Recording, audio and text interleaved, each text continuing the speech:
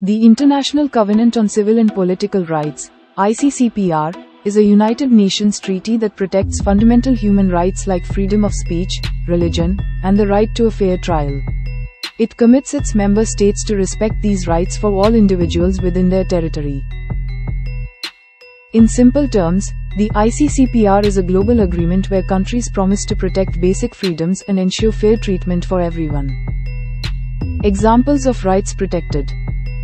1. Freedom of speech and expression.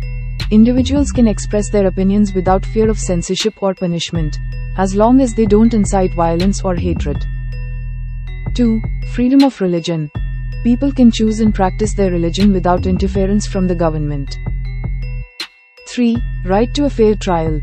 Everyone is entitled to a fair and public hearing if accused of a crime, with due process of law. And 4. Freedom of assembly. People can gather peacefully to protest or express their views.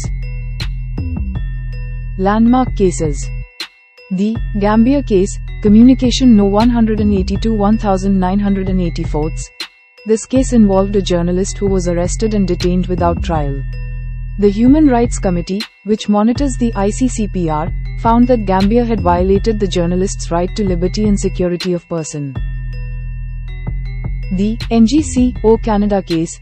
The committee found Canada to have violated the rights of an indigenous person who was denied the opportunity to testify in their own language during a court case.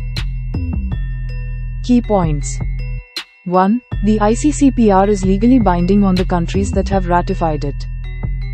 2. It was adopted by the UN General Assembly in 1966 and came into force in 1976.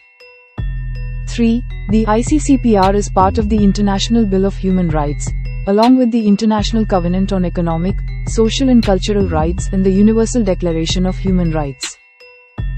And 4. The ICCPR establishes a Human Rights Committee to monitor its implementation and receive reports from state parties.